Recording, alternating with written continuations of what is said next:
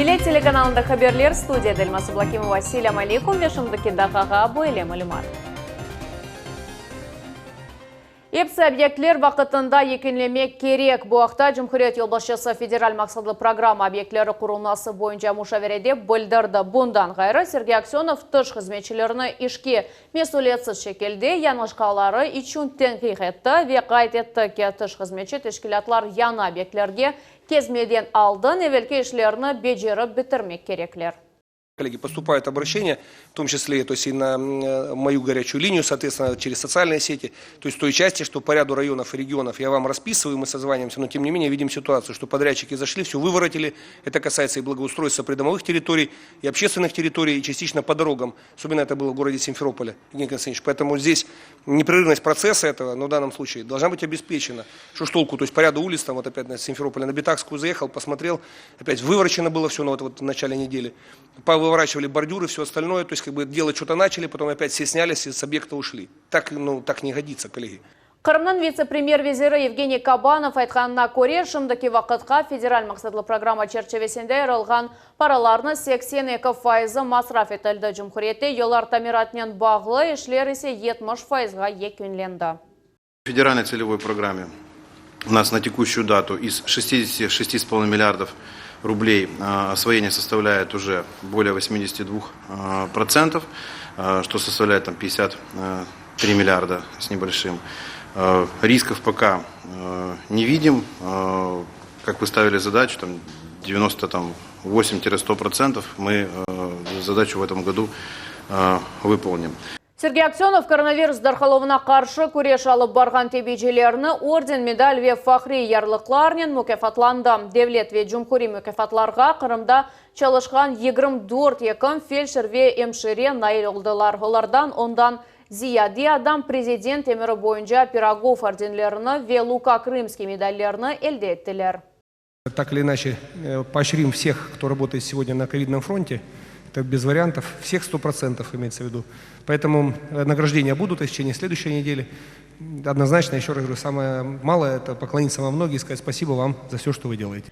Елбаш байрамлары яса Қырымда коронавирус тез дархалығы себебінден яны сынырланувлар көрсетілі. Декабрның 20-сінден январдың 15-не қадар Қапалы одаларда ақшам саат 10-дан сабат саат 8-ге жепсі банкет, фуршет, елбаш корпоративлері ясақ етілежек. Тапсилатларына біздің мұхберлеріміз біле. Қырым механилері ресторан ве клублар кенеді коронавирус сыңырланывларына ұғрадылар. Әнді жима таша пүчкен ерлерді декабрінің 20-сінден январының 15-не қадар ақшам саат 10-да қапалмақ керек. Сергей Лабутин ресторан бизнесінен яқын 10 ел ұғраша. Акимиетінің қарары үш адамыны қувандырмасына біле, бұны аңламақ мүмкін дей. Аш суф керекли ерге еткізілуінде пара қазанмаған ниетлене. У нас есть наборы Cooking Box, там есть том-ям, стейк рибай, медальоны, еще там другие, бургер можно собрать. Мы все ингредиенты вакуумируем, вплоть до того, что мы туда приправу даем, мы даем туда масло, на котором жарить надо.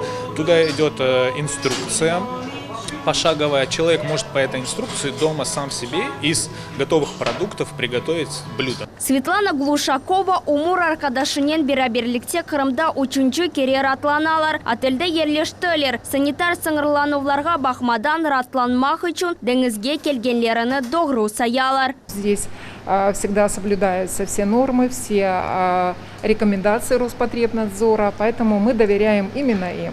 Мы знаем, что они лучше. Отельнен реберлігі яңы сыңырланувлар ақта әнді біле санитар қавсызлықның эпысы чарелеріні бақмаға азыр. Ама бұнен бірабет олар біраз енгелеші жігіне умют беслейлер. С большой тревогой смотрим на это решение, поскольку последует большое количество отмен и, конечно же, гости поедут в другие направления, да, в частности за границу. В нашем отеле все требования соблюдаются. Мы надеемся на смягчение этих ограничений. Оператив штабның небеттеки мушавересінде бу мечбури вепек керекли чаре олғанақта білдірділер. Чунки елбаш корпоративлері бу төлеке зонасыдыр. Байрамлар дәверінде Қырымда стабиль вазиетні сақламақ қалмақ керекміз. Топлу шекілді хасталанувларға ве коронавирус да зияде дарқалануына yol бермек мүмкін дегел. Мы прекрасно понимаем, что если сейчас не принять эти меры, то в январе месяце, когда у нас наложится пик заболеваемости эпидемических гриппа и ОРВИ, мы войдем с новой коронавирусной инфекцией на то количество заболевших и коек, которые фактически здравоохранение вряд ли сможет выдержать. Рақамларға көре хасталанғанларының 85% жимат ашап ішкен ерлерде болынған еділер. Бұл ақта Қырым елбашчысы Сергей Аксенов хабер етті. В ночных заведениях практически нигде, по-честному, если говорить, масочный режим не соблюдается абсолютно. То есть, наверное, это и невозможно в нынешней ситуации сделать. Поэтому, конечно, с учетом того, что на полуостров приедут еще отдыхать, соответственно, санатории и различные люди позаказывали, соответственно, путевки и так далее. То есть мы, конечно, будем сейчас договариваться с ательерами, будем проводить встречи, однако придется фуршеты, все, что связано с такими массовыми мероприятиями в закрытых помещениях, конечно, все это придется отменить. Мескен онлайн шекілді бронетілеуінің бұтын Русия сервисі берген малюматқа көре Қырым елбаш байрамларында ратланув үшін ерлер арасында бірінші ерні алды. Где-то полмесяца назад был спад по бронированию на Новый год по сравнению с прошлым годом. Сейчас же мы видим большой рост по сравнению с прошлым годом. И наибольший рост идет по бронированию квартир, и этот рост он более чем в 2 раза по сравнению с прошлым годом. На втором месте это бронирование отелей, на третьем месте это дома. Курорт везірлігінде хабер етелерке режим дәңішкені ве саңырланувлар көрсетілгені, тел ве мусафырханелерге адамлар келмесіне тәсір етмес. Эти ограничения призваны оградить и наших гостей, и жителей Крыма от дополнительных рисков, которые, безусловно, возникают в связи с большим скоплением людей в закрытых помещениях, которые хорошо проветрить невозможно. И учитывая то, что это корпоративные мероприятия, какие-то праздничные мероприятия, мы понимаем, что масочный режим там под большим вопросом. Поэтому все возможности для прибытия в Крым, для отдыха здесь, для оздоровления сохраняются. Сыңырланув чарелеріне бақмадан Қырым сакинлері ве мусафирлері яңы елні унутузма шекілді қаршылап, Женюби қыш масалына дала білелер. Гузель Мамбетова, Султания Ситакаева, Дмитрий Низовой, Саид Влиляев, Милет Ичун. Жүрчі районда 85 кубометрлік су топлайжы қавсыз құрылды. Бұл ішке 60 миллиондан зияде рубле масраф етілді. Иншат 200 гектар ерні тоқмамайып, суармаға имкан бережек. Қой қожалық муэссисиясы үшін су топлайжының файдасы ақында Леноза Борсейтова тариф етежек. Яғмурлар олмағаны язлық sıcақ yüksek derecelik ава аререті. Бұлар епісі қой қожалығына баяғы зиян кетіре. Жүрчі районында бұл меселелерінің чезілу yolunu таптылар. Мұнда су топлайжы хавуз құрдылар. Оның мейданлығы 30 000 квадрат метрге яқын, теренлігі ise 4 метрні тешкел ете. Сегодня мы даем 50% субсидии, компенсацию от Минсельхоза Крыма. И считаю, что это им даст полную уверенность в производстве кормов, которые будут обеспечены на весь период, который они сделают все обороты. Проект скважинадан су топлайжы хавуздан екі агрегатлы насос станциясындан ве тарлалардан чекілген бору yolundan ибарет. Суару яғмур кебі су септірген машиналар ярдымынен кечіріле. Мутахасислар қайдеткенлеріне көре бұл олажақ берекетні қоршаламақ үшін экологик жеттен теміз ве ихтисад етіжі усулдыр. Со скважины идет наполнение пруда-накопителя. Затем эта вода попадает вот сюда через 2 насоса. Это один рабочий, один резервный. Далее она идет по системе трубопроводов на поле и подключается к дождевальным машинам. Дождевальные машины ходят по полю заданной траектории и происходит орошение. Қышта хавуз тарлалар суарылуы үшін керек олған суны топлайжақ. Бұл ашлықлар берекетіні yüksельтмеге ве нәтижеде истисал етілген сутның көлемін артырмаға имкан бережек. Это позволит орошать минимум 125 гектар площади, которая ранее находилась на суходоле, и получать урожайность минимум в 3-5 раз более, чем раньше. Берекет яқшы олса, мүйсісе стабиль шекілде çalışар. Бұл есе фермада яңы іш ерлердір. Муэссиседе 7.000 баш айван бақыла, олардан 3.000 сағылған сығырлар. Бір суткада олар 85 тонна суд берелер. Суд әлде етілу жерянымында автомат шекілінде бежеріле. Муэссенің кірішінде суд автоматы ерлеші. Ерлесакен Денис Глодный оның ойнайтлығына чоқтан қимет кесті. Мне очень нравится покупать здесь молоко, и дешевле, чем в магазине, и вкуснее. Су топлайчы хавузлар бұл қырымдаки су ресурсларының икметлі ве тутумлы құллануының орнегадыр. Топрақның доғру мелиорациясы есе яқшы берекетінің темелледір. Ленуза Бурсейтова, Виалим Сейдалиев, Миллет үшін Жүрчі районы. Кезлевде спорт сарайының реконструкциясы екенлене коммуникациялар кечірілді. Территория абадынлаштырылығы да сонки басамақта құрыжылық ішлер спорт яшайшының нормасы адлы лейха черчевесінде алып барыла, оның фияты 600 миллион рубле. Бұл ақта тапсилетларына Гузель Мамбетова біле. Спорт сарайының умуми азырлығы 85%-ны тышкілеті. Әркүн мында 200-ге яқын құруджы чалыша. Шымды бұл ерде олажақ футбол мейданында ішлер кетті. Комплексте идман ветеринажер заллары, спортчылар үшін ратлану фодалары. Чешет спорт йөнелішлері бойынша ярышлар ве идманлар кечірілігі үшін универсаль капалы спортзал олажақ. Лейханын фияты 600 миллион рублені тышкілеті. Шымды құруджылар оқ қорышының каркасыны ерлештірелер. Жамлар қоя видеварларны сылайлар.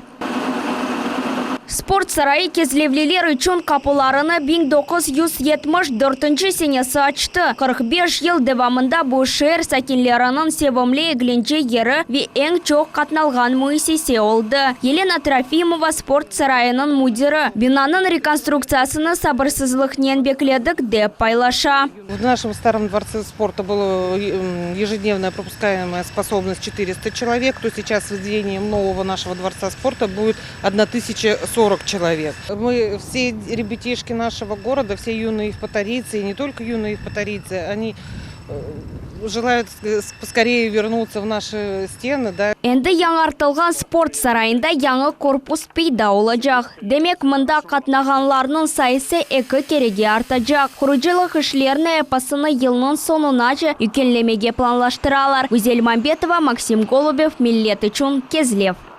Ақшай қасабасында Қырым суд заводы истисал еткен мақсулатны 2 кереге арттырды. Буму вафахетлерге емек семерлігі ве ишнен межгул олуына қол тұтып адлы мели проекты черчевесінде ерішілді. Лейхада енден Жұмхуриетінің 21 Муэссиясы іштирак еті. Мевзунын девамы Сабина Денееваның левхасында. Әрбір финпак içinde кефир шымды о пайлаштырыла, яғни құтуларға төкіле. Бұндан сон мақсус машина мақсулатны құтуға тізе. Құтының үстіне істисал етілген күн, ай ве хач вақытқа даянажағы қайдетіле. Ирімчық, йогурт, сүт, қатты хашхавал, хаймақ. Ақшайх районында суд мақсулатларының 100 чешіті істисал етіле. Бұсіне Муэссесе емек семерлігі ве ишнен межгул олуы қол тұтув адлы милли проектке іштирак етті. Это дало нам возможность понять, где мы находимся и в каком направлении нам надо двигаться. Мы увидели по результатам пилотного проекта, что у нас очень много потерь, которые непродуктивные, которые влияют на общее время процесса, но не приносят нам никакой добавленной стоимости. Поэтому мы постарались все эти проблемы убрать. Хадимлер тариф еткеніне көре кефир ясап чықарылығы Муэссеседе ярым ел девамында доғырладылар. Милли леха емелге кечірілігі себебінден енді 1 тонна мақсулат азырламақ үшін 184 даха еріне 142 даха масраф етіле. Данным процессом мы видим, что сократилась выбраковка на линии больше, чем на 50%. Увеличено на 15% производство молока до 97 килограмм. Также сократилось время производства на треть. И это немаловажно для предприятия, потому что в совокупности это позволило сэкономить предприятию до 11 миллионов рублей. Земаневи донатма ярдымынен завод «Эрай» 500 тонна сүт мақсулатны ишлеп чықара. Сұжақ мевсімдейсе 600-ден зияде. Муэссесе ось ассортиментіні кенішлетті. Шымденді тазе лезетлі мақсулатны тек қырымлылар дегілді, ярымададан тыш таныйлар.